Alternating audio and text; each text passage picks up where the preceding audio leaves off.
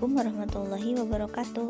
Bertemu lagi di channel Jan's Family. Untuk kali ini kita akan melanjutkan pembahasan selanjutnya. Tapi sebelum itu ingat, jangan lupa klik subscribe dan aktifkan lonceng notifikasinya agar tidak ketinggalan pelajaran. Selamat belajar.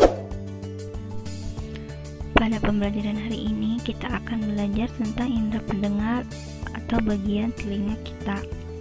Telinga merupakan salah satu dari kelima indera yang kita miliki. Selain mata untuk melihat, lidah untuk mengecap, hidung untuk membau, dan kulit untuk meraba atau merasa. Dan kita memiliki telinga untuk mendengar. Setiap hari kita mendengarkan bermacam-macam suara, tetapi kita harus ingat bahwa tidak semua suara dapat kita dengar. Telinga kita atau telinga manusia itu hanya mampu mendengar suara yang berfrekuensi antara 20 sampai dengan 20.000 getaran per detik atau hertz, atau yang disebut dengan suara audiosonik. Nah, mari kita bahas bagian-bagian telinga yang ada pada tubuh kita. Kalian bisa mengamati di buku siswa halaman 82. Telinga itu terdiri atas 3 bagian. Ada bagian luar, bagian tengah, dan bagian dalam. Kita mulai dari bagian luar. Bagian luar telinga itu adalah daun telinga. Daun telinga itu merupakan telinga bagian luar yang terdiri atas tulang rawan yang dapat ditekuk.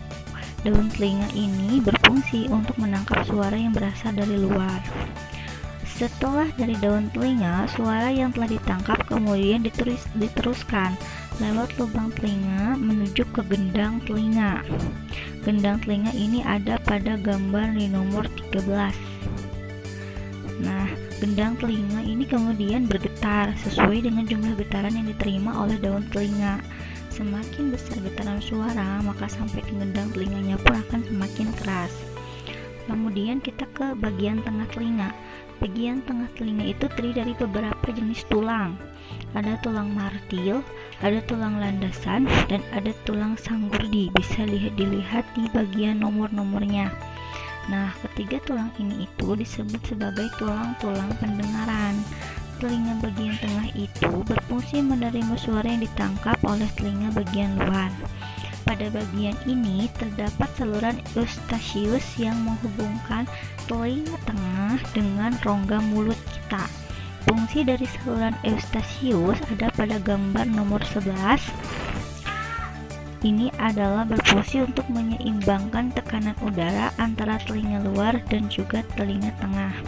Lalu kita masuk ke telinga bagian dalam. Telinga bagian dalam terdiri atas tingkap jorong, bundar, 3 saluran setengah lingkaran, serta rumah siput atau koklea. Rumah siput ini biasanya hampir ada di gambar nomor 10 setelah ada gambar siputnya ini. Pada rumah siput itu terdapat ujung-ujung saraf pendengaran dan alat keseimbangan tubuh. Ingat, tubuh bisa seimbang itu ada pada bagian telinga kita, khususnya pada telinga bagian dalam.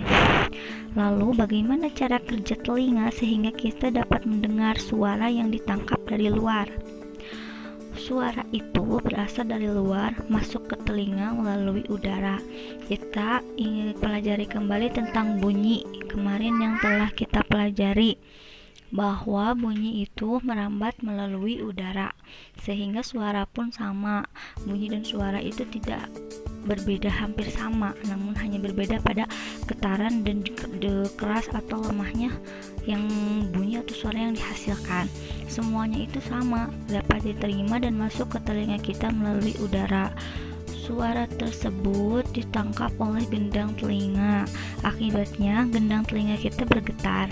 Getaran ini lalu diteruskan oleh tulang-tulang pendengar yang ada di bagian tengah telinga ke telinga bagian dalam, tepatnya di ujung saraf.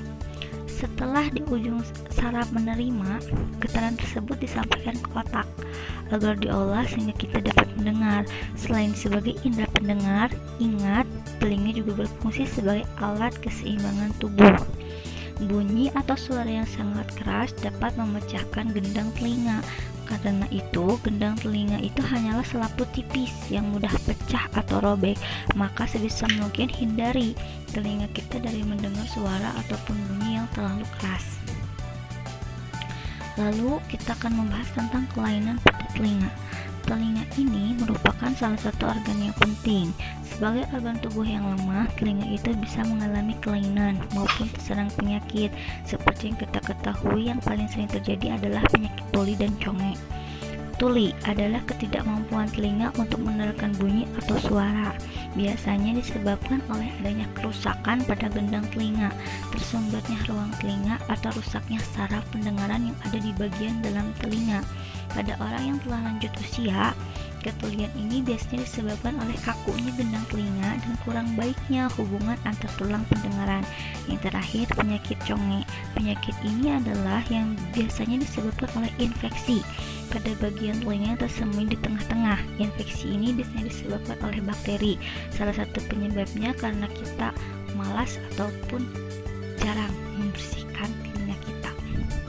Nah, sebagai organ penting dalam kehidupan kita, sebagai indera pendengaran yang juga sangat penting bagi kita untuk berkomunikasi dengan orang di sekitar kita, maka dari itu kita harus memelihara kesehatan telinga kita. Salah satu caranya dengan membersihkan telinga kita dengan teratur. Membersihkannya itu dapat dilakukan dengan menggunakan benda yang lunak seperti kapas pembersih atau cotton bud.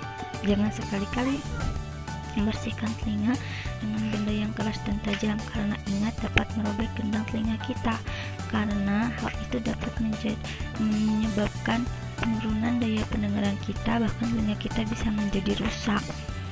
Karena gendang telinga ini merupakan salah satu komponen utama penghubung antara suara yang kita peroleh dari luar menuju ke bagian dalam, menuju ke bagian saraf sebelum diteruskan ke otak kita. Baiklah, sekian materi tentang indera pendengaran atau telinga yang telah kita bahas. Tugas kalian pada materi kali ini adalah silahkan buat catatan mengenai materi ini. Tidak harus semua materi harus dicatat, namun seperti biasa, baca dan pahami dulu baik-baik, kemudian catat bagian yang pentingnya saja. Kalian mulai bisa membiasakan diri untuk merangkum, menuliskan hal yang penting dari sebuah materi pembelajaran, karena dengan banyak membaca dan menulis, ilmu yang diperoleh akan dapat diingat lebih lama. Ingat, belajar itu selalu menyenangkan. Selamat mengerjakan dan selamat membaca. Terima kasih. Wassalamualaikum warahmatullahi wabarakatuh.